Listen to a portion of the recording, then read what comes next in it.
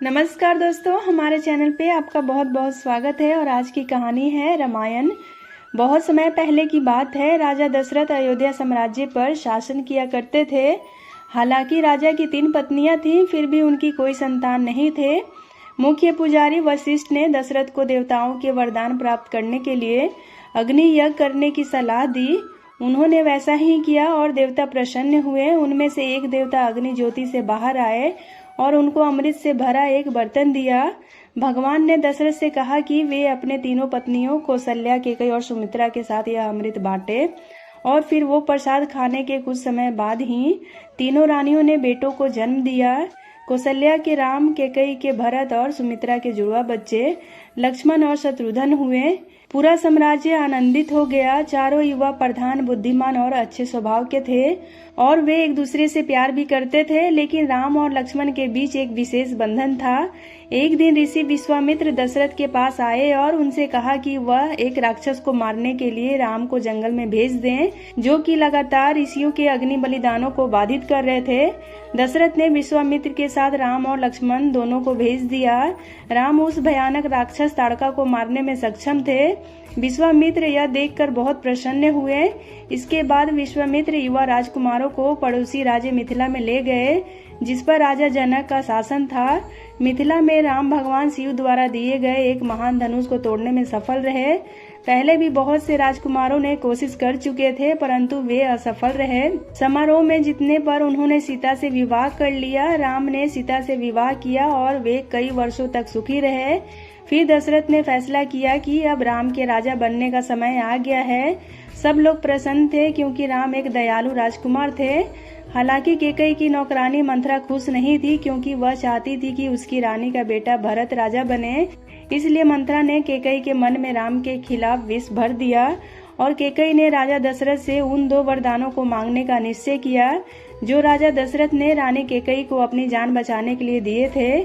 केकई ने दशरथ से भरत को राजा बनाने और राम को 14 वर्ष के लिए जंगल भेजने को कहा। राजा दशरथ हृदय विदारक थे, लेकिन वह अपना वादा निभाने के लिए बाध्य थे। सीता और लक्ष्मण के साथ राम बिना किसी हिचकिचाहट के जंगल में चले गए।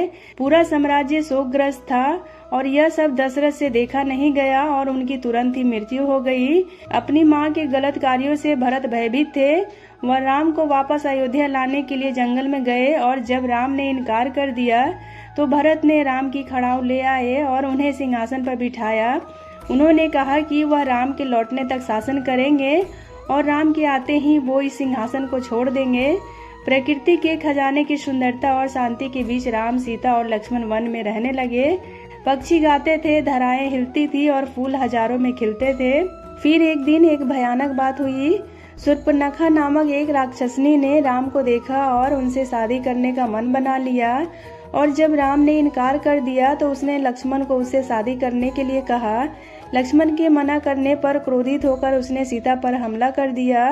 यह देखते ही लक्ष्मण सीता की मदद करने के लिए दौड़ पड़े और उन्होंने शूर्पणखा की नाक काट दी। शूर्पणखा अपने भाई और लंका के राजा रावण के पास गई और उनसे अपने अपमान के लिए बदला लेने के लिए कहा। रावण ने मारीचा को भेजा, जिसने सीता को आकर्षित करने के लिए स्वर्ण मेघ का रूप धारण किया था। और इस मृग को देखते ही सीता ने राम से इसे पकड़ने के लिए कहा। राम ने हिरण का पीछा किया और अंत में उसे धनुष मार दी।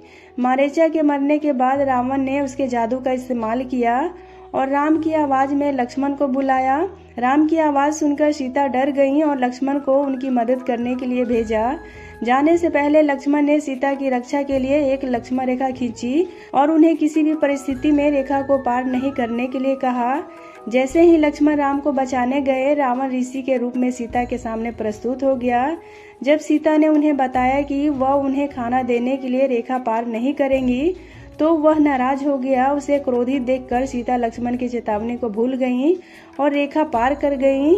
जैसे ही सीता ने रेखा पार की, रावण ने उसे पकड़ लिया और लंका की ओर उठा ले गया। उनके रोने की आवाज सुनकर जटायु चील के राजा ने उनकी मदद करने की कोशिश की, लेकिन रावण ने बुरी तरह उसे घायल कर दिया। राम और लक्ष्मण सीता की खोज में निकल पड़े। जटायु ने उन्हें बताया कि रावण द्वारा सीता का अपहरण किया गया है। उनके रास्ते में राम ने राक्षस को मारकर उन्हें मुक्त करने के लिए कबंध को मार डाला। राक्षस ने उन्हें सुग्रीव से मिलने की सलाह दी, जो सीता को खोजने में राम की मदद कर सकते थे। उन्होंने दानव की सलाह ली और सुग्रीव से मुलाकात की। सुग्रीव ने राम को अपने भाई बाली का वध करने को कहा, जो सुग्रीव को बहुत परेशान करने लग गया था। यहाँ तक कि बाली ने सुग्रीव की पत्नी को भी उससे छीन लिया था।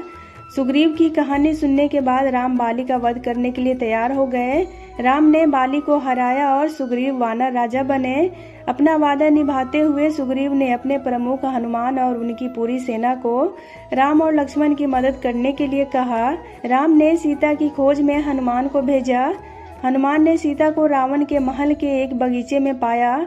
उन्होंने माता सीता को राम की अंगूठी दी और कहा कि वह बहुत जल्द ही आएंगे और उन्हें छुड़ा लेंगे। लेकिन फिर रावण का सिपाही हनुमान को पकड़कर रावण के पास ले गया। तब हनुमान ने रावण से सीता को मुक्त करने के लिए कहा, लेकिन रावण ने मना कर दिया। उन्होंने हनुमान को पकड़ लिया और उनकी पूंछ में आग लगा दी। हनुमान ने संपूर्ण लंका को कुछ ही मिनटों में आग की लपेटों में छोड़ दिया। राम, लक्ष्मण और सुग्रीव ने फिर एक विशाल सेना बनाई। लंका के लिए एक पुल भी बनाया गया और सेना ने हमला किया और एक भयंकर युद्ध शुरू हुआ। दोनों सेनाओं के हजारों महान योद्धा मारे गए। रावण की सेना हार रही थी। फिर उसने अपने भाई कुंभकर्ण को बुलाया, जिसे एक बार में 6 महीने तक सोने की आदत थी। खाने का एक पहाड़ खाने के बाद वह युद्ध के मैदान पर आतंकी हमले में दिखाई दिया। राम ने कुंभकर्ण का भी वध किया। इंद्रजीत, रावण का पुत्र, जो महान योद्धा था, वह अदृश्य होने की शक्ति रखता था। उसने लक्ष्मण को छल से तीर मारकर घायल कर दिया। लक्ष्मण बेहोश पड़े रहे। फिर हनुमान जी ने हिमालय से संजीवनी जड़ी बूटी ले आए, जिससे उन्हें पुनर्जीवित करने में मदद मिली। फिर लक्ष्मण ने इंद्रजीत को मार डाला और अंत में रावण और राम आमने सामने आ गए। रावण को मारने के लिए कई दिन लग गए। फिर राम ने देवताओं द्वारा दिए गए एक बाण का उपयोग किया और रावण का अंत कर दिया। अंत में राम और सीता एक हो गए और 14 वर्ष का वनवास भी समाप्त हुआ और फिर वे अयोध्या लौट आए। सभी लोग खूब आनंदित हुए और उनके दर्शन के लिए एकत्रित हुए। उनके आने की खुशी में कई दिनों तक समारोह चला। राम और सीता के आने से संपूर्ण अयोध्या में खुशी और समृद्धि आ गए थे।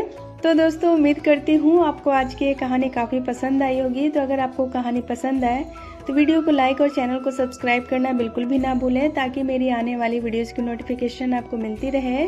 और हो सके तो इसे अपने फैमिली एंड फ्रेंड्स के साथ शेयर भी करें। वीडियो में अंत तक बने रहने के लिए आपका बहुत बहुत